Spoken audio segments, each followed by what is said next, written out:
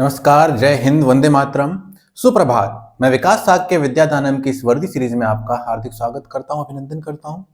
तो हम लोग एक कदम वर्दी की ओर पहल में अब तक कंप्लीट कर चुके हैं प्रतिशत और एक practice set UP police constable 2019 का। इसी क्रम में आज हम लोग देखने जा रहे हैं लाभ तथा हानि, प्रॉफिट एंड लॉस। ठीक है, तो लाभ हानि में कुछ टर्मिनोलॉजी होती है, वो हम लोग समझेंगे। ठीक है, क्रय मूल्य, लागत मूल्य, कॉस्ट प्राइस या फिर मैन्युफैक्चरिंग कॉस्ट, ये क्या होती है? हम कोई वस्तु जिस मूल्य पर खरीदते हैं या फिर हम कोई वस्तु बनाते हैं तो जो उसकी मैन्युफैक्चरिंग कॉस्ट आती है वही क्या है? हमारी कॉस्ट प्राइस या लागत मूल्य। इसे हम लोग शॉर्टकट में सीपी से रिप्रेजेंट करेंगे और आगे जब भी सवाल करेंगे समय की बचत के लिए इसे सीपी लिख देंगे। ठीक है, लाभ, सबसे इंपॉर्टेंट चीज, लाभ या हानि की गणना सदैव क्रय मूल्य पर की जाती है। Profit and loss are always calculated on CP.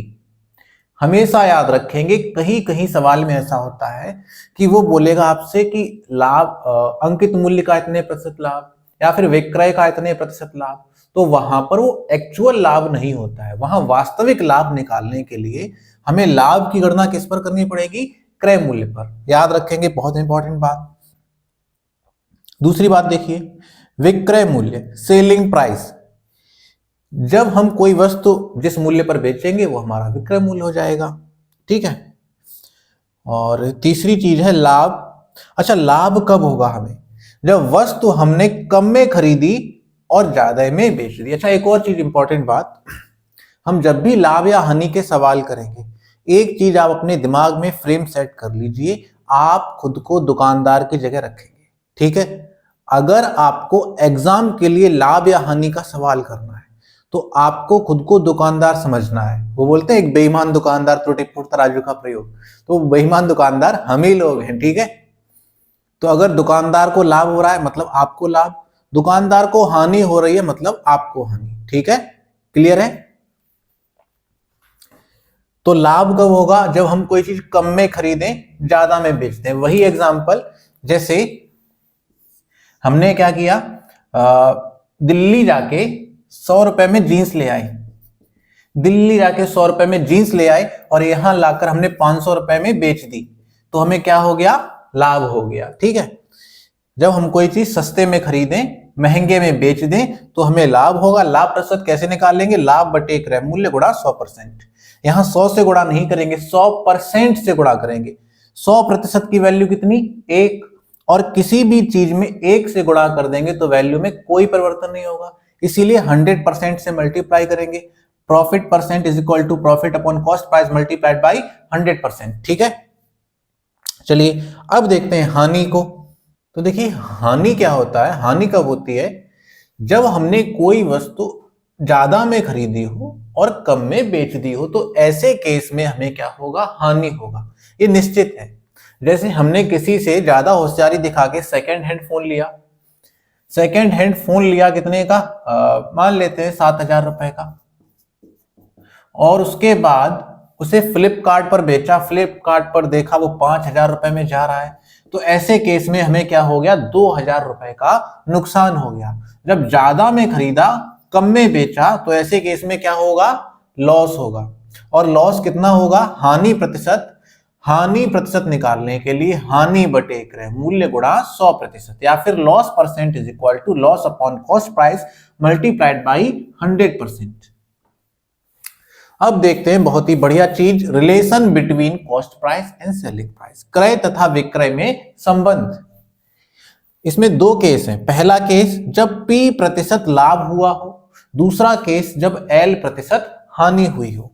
अच्छा, ये फॉर्मूले लिखे हैं, ठीक है, अच्छी बात है, लेकिन आपको ये याद नहीं करने हैं। ठीक है, मेरा कर्तव्य है आपको फॉर्मूले बताना, आपका कर्तव्य है एक नजर फॉर्मूले देखना। लेकिन हम लोग जब सवाल करेंगे तो बहुत ही कम फॉर्मूले यूज करेंगे, क्योंकि मैं जानता हूं कि फॉर्मूले याद करना कितना टफ होता है। और मैं आपसे वादा कर रहा हूं कि आपको कभी भी मैथ में फॉर्मूले याद करने के लिए नहीं बोलूंगा, चाहे ये फॉर्मूले हो, चाहे मेंसुरेशन के हो, चाहे वॉल्यूमेट्रिक, कुछ भी हो, मैं आपको फॉर्मूले याद करने के लिए कभी नहीं बोलूंगा। ठीक है ना? चलिए, तो जब हमें P% लाभ होगा तब सेलिंग प्राइस क्या होगा, विक्रय बराबर क्रय गुणा 100% प्लस लाभ प्रतिशत। जैसे किसी को 10% लाभ हो रहा है तब विक्रय मूल्य कितना हो जाएगा, 100 प्लस 10 110। अगर 25% लाभ हो रहा है तो 125। अगर 8.5% लाभ हो रहा है तो 108.5%। इसी प्रकार से अच्छा, अगर 100% वैल्यू बना दें, 100% की वैल्यू 1 और p प्रतिशत हटेगा, बटे में 100 आएगा तो ये 1 प्लस p अपॉन 100। इसी प्रकार से अगर l प्रतिशत की हानि हो रही है तब विक्रय मूल्य क्या बनेगा, क्रय गुणा 100 माइनस हानि प्रतिशत। जैसे किसी को 10% की हानि हो रही है तब विक्रय मूल्य क्रय का 90% रह जाएगा। अगर 15% की हानि हो रही है तब विक्रय मूल्य क्रय का 85% रह जाएगा। इसी प्रकार से अगर हम 100% की वैल्यू रख दें 1 और प्रतिशत का निशान हटेगा, बटे में क्या आएगा, 100 आएगा, तभी फॉर्मूला ये बन जाएगा। ये फॉर्मूला याद करने पे कतई जोर नहीं देना है, ओके। याद होता है तो अच्छी बात है, नहीं होता है तो और अच्छी बात है। चलिए आगे देखते हैं। अब देखते हैं एमआरपी। एमआरपी अधिकतम खुदरा मूल्य, अंकित मूल्य, सूची मूल्य, टैग प्राइस, प्रिंट रेट, ये सारे इसी के सिनोनिम हैं। ये होता क्या है इसको देखते हैं। जैसे ये जो कपड़ों वाले दुकानदार हैं, इन्हीं का एग्जांपल लेते हैं, ठीक है। ये गए दिल्ली से, ये जीन्स भर के ले आए, ठीक है, जीन्स कपड़े, और इस पर टैग कितने का लगा दिया। जीन्स सपोज दैट ये लेके आए हैं, एक जीन्स इनको पड़ी है 500 रुपए की। अब इन पर इन्होंने टैग कितने का लगा दिया,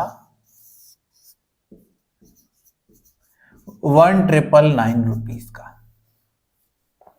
अब देखिए कोई लड़का ये जीन्स लेने जाएगा तो वो क्या करेगा, वो दुकानदार बोलेगा भाई साहब 2000 की है। लड़का अपने अंदर बहुत हिम्मत जुटाएगा और बोलेगा भाई साहब हम आपको इसके 1900 देंगे।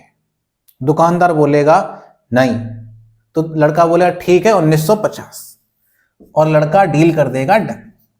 अब यही पैंट लड़की लेने जाए, वो क्या करेगी, वो बोलेगी, दुकानदार बोलेगा 2000, लड़की बोलेगी 250। दुकानदार सदमे में, ठीक है। दुकानदार बोले नहीं बहन जी, रोजी रोटी की कसम, बाल बच्चों की कसम, इतने में तो होगा ही नहीं। तो ठीक है, धीरे धीरे बार्गेनिंग करते करते वो इसे करीब 700-800 रुपए में बेच देगा। ये बॉयज के लिए रेट था, ये गर्ल्स के लिए, आप समझ रहे हो। तो दुकानदार चाहे इसे 700 में बेचे या 1900 में, दुकानदार को दोनों ही केस में फायदा है। क्यों, क्योंकि उसकी लागत कितनी थी, 500। लागत से जो मूल्य वृद्धि कर देते हैं वो क्या हो जाती है, एमआरपी। लागत से जो मूल्य वृद्धि कर दी वो हो गई एमआरपी, और जिस रेट में इसको बेच दिया वो क्या हो गया, सेलिंग प्राइस। आई होप आप सभी समझ गए होंगे, है ना। जिस पे खरीदा लागत मूल्य, कॉस्ट प्राइस। अब जो हमने उस पर चिट लगा दी वो हो गई एमआरपी, और जिस रेट में बेचा वो हो गया सेलिंग प्राइस। क्लियर है आप सभी को, ठीक है। छूट समझ ही गए, जो हम छूट देते हैं वो छूट हो गई बट्टा। जैसे बुक्स लेने जाते हैं, प्रैक्टिस सेट वगैरह, आप प्रैक्टिस सेट वगैरह लेने जाइएगा तो उस पर क्या होगा, आपको छूट मिलेगी कुछ।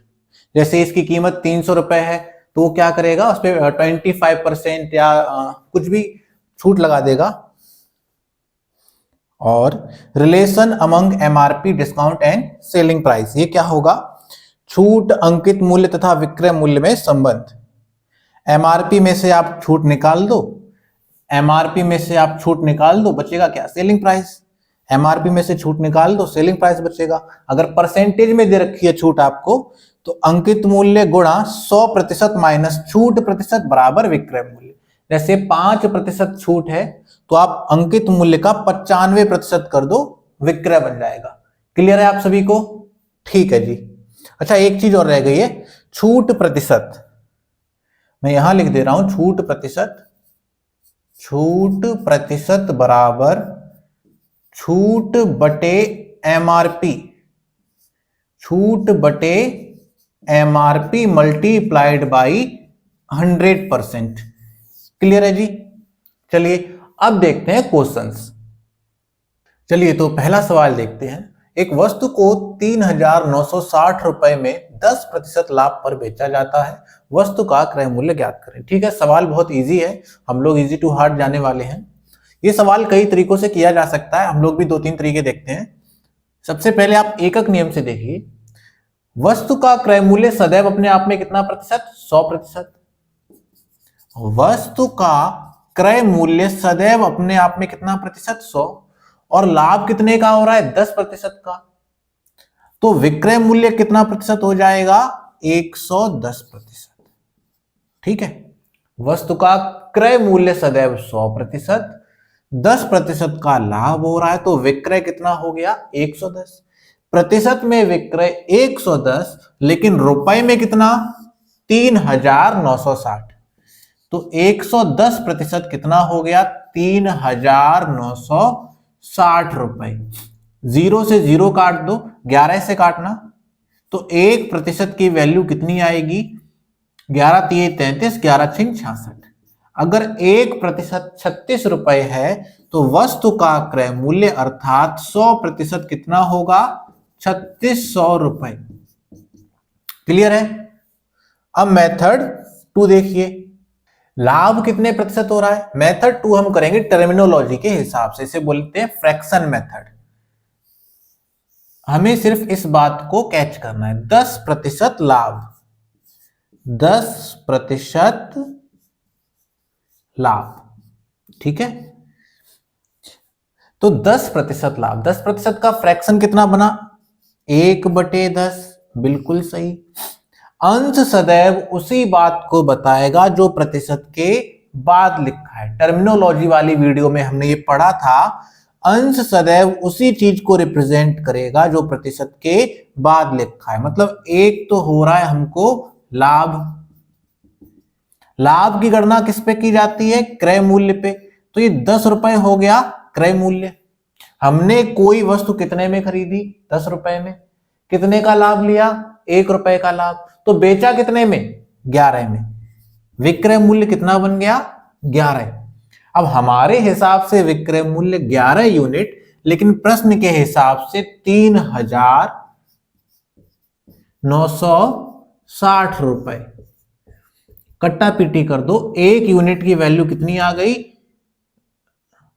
11 तिये 33, 11 छिंग 66, 360 रुपए।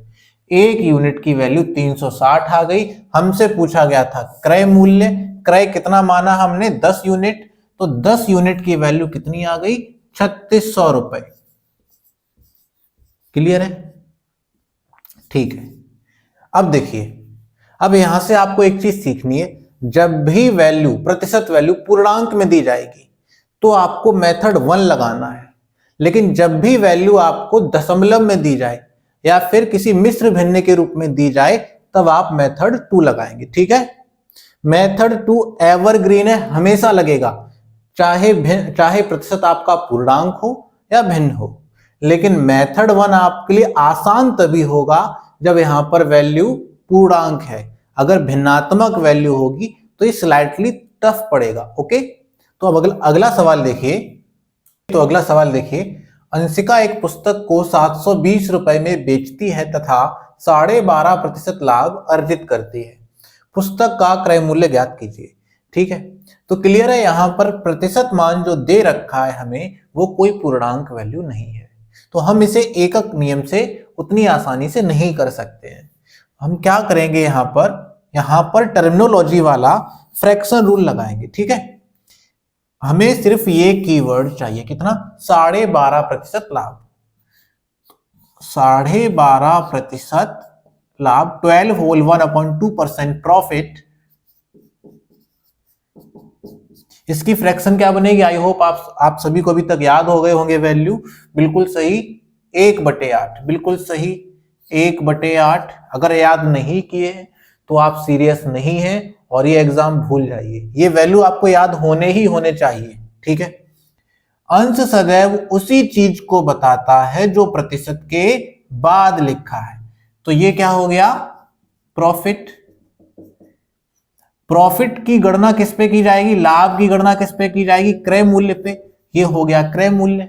हमने कोई चीज 8 रुपए में खरीदी, ₹1 लाभ लिया तो कितने में बेची? बिल्कुल सही, ₹9 में। हमारे हिसाब से विक्रय मूल्य कितना? 9 यूनिट। प्रश्न के हिसाब से 720, तो 9 यूनिट हो गया ₹720। तो 1 यूनिट कितना आएगा बताइए? 1 यूनिट आएगा 9 अट्ठे 72, ₹80। अगर 1 यूनिट ₹80 है, हमसे पूछा गया था वस्तु का क्रय मूल्य। क्रय मूल्य कितना है? 8 यूनिट। तो 8 यूनिट कितना आएगा? 8 8 64, ₹640। यानी ऑप्शन ए वाला सही है। अगले टाइप का सवाल देखिए। ये कॉन्सेप्ट हम पढ़ चुके हैं इंक्रीज डिक्रीज कॉन्सेप्ट में। जैसा कि हमारे पास तैयारी के दिन कम है, तो हम एक ही कॉन्सेप्ट को 2 बार नहीं पढ़ेंगे, ठीक है। जो कॉन्सेप्ट हम परसेंटेज में कवर कर चुके हैं, यहाँ प्रॉफिट एंड लॉस में मैं वो कॉन्सेप्ट आपको नहीं कराऊंगा, आप वही परसेंटेज से उसको कवर कीजिएगा। चलिए, एक दुकानदार किसी वस्तु को विक्रय मूल्य के 11.1/9% हानि पर बेचता है, वास्तविक हानि प्रतिशत ज्ञात कीजिए। ठीक है, ये सवाल देखिए, पहले ही दे रहा है कि 11/1/9% की हानि पर बेचता है, फिर भी बोल रहा है कि वास्तविक हानि ज्ञात कीजिए। तो सवाल में क्या छुपा हुआ है कि लाभ या हानि की गणना सदैव किस पे की जाती है? क्रय मूल्य पर। लाभ या हानि की गणना सदैव क्रय पर की जाती है, लेकिन यहां पर गणना किस पे की गई है? विक्रय मूल्य पर। ठीक है, तो यहां पर हम क्या करेंगे? सबसे पहला काम इसे इंक्रीज डिक्रीज से करेंगे। क्यों करेंगे? पहचान क्या है? पूरे सवाल में कितने प्रतिशत मान दे रखे हैं? केवल 1। कमी वृद्धि या लाभ हानि की बात की गई है, बिल्कुल सही। तो देखो, 11/1/9% की हानि, ये किस पर है? विक्रय पर। तो हमने आपको बताया था क्योंकि दुकानदार कर रहा है उल्टे काम, गणना करनी चाहिए थी क्रय मूल्य पर, ये गणना कर रहा है विक्रय मूल्य पर, तो ये उल्टे काम कर रहा है, तो हम भी उल्टे काम करेंगे। हानि होते हुए भी एरो को अप रखेंगे। 11/1/9% की फ्रैक्शन वैल्यू क्या बनेगी? 1/9। अगर ये एरो अप है तो ये एरो डाउन होगा। ये क्या दिखाएगा? वास्तविक हानि, यानी सीपी पर हानि। वास्तविक हानि किस पर होगी? क्रय मूल्य पर। क्रय मूल्य पर हानि। अंश में कोई बदलाव नहीं करेंगे, हर में क्या करेंगे? जितना अंश है उतना जोड़ देंगे। वैसे तो घटाना चाहिए था हानि होने पर, लेकिन यहां पर क्यों जोड़ेंगे? क्योंकि गणना किस पे की गई है? विक्रय पर। उल्टे काम दुकानदार कर रहा है तो हम भी उल्टा करेंगे। 1/10 कर दिया, 1/10 की वैल्यू 10%। कौन सा ऑप्शन है? Option B. ठीक है, अगला सवाल देखिए। तो अगला सवाल देखते हैं। 39 वस्तुओं का क्रय मूल्य 36 वस्तुओं के विक्रय मूल्य के बराबर है, लाभ अथवा हानि प्रतिशत ज्ञात करें। ठीक है, बेहद प्यारा सवाल है। 39 वस्तुओं का मतलब गुणा, 39 वस्तुओं का क्रय, क्रय को सिंबल फॉर्म में हम लोग सीपी लिखेंगे। 39 वस्तुओं का क्रय बराबर है 36 वस्तुओं का मतलब गुणा के विक्रय के बराबर। ठीक है, 39 वस्तुओं का क्रय बराबर है 36 वस्तुओं के विक्रय के। तो हम क्या करेंगे? यहां पर आप सीपी बटे एसपी या फिर एसपी बटे सीपी अर्थात क्रय बटे विक्रय कर लो। क्रय मूल्य बटे विक्रय मूल्य बराबर 36/39। अब देखिए किससे कट रहा है? 3 से कट रहा है शायद, है ना? तो 3 से काटेंगे, 12 तिये 36 और 13 तिये 39। मतलब क्या हुआ? वस्तु का क्रय मूल्य कितना? ₹12 और विक्रय मूल्य कितना? ₹13।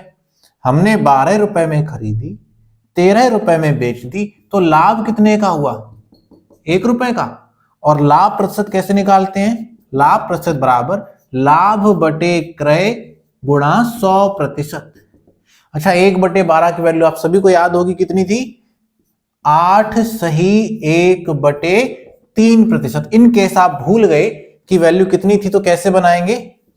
आप 100 में भाग लगाइए 12 का, 12 अट्ठे 96, शेषफल 4/12।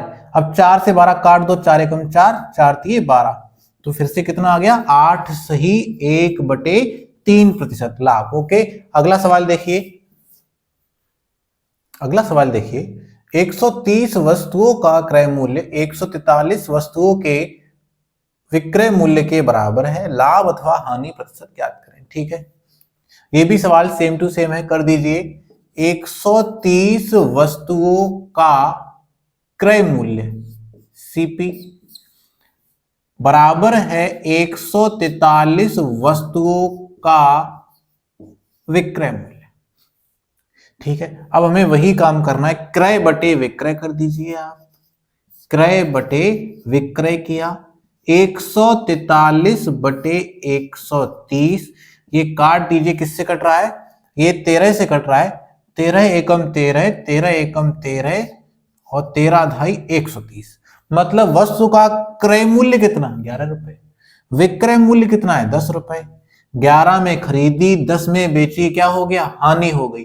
हानि कितने की, 1 की, 1 की हानि है। और हानि प्रतिशत कैसे निकालेंगे, हानि बटे क्रय गुणा 100%। 1/11 की वैल्यू कितनी है, 9 सही 1/11% हानि।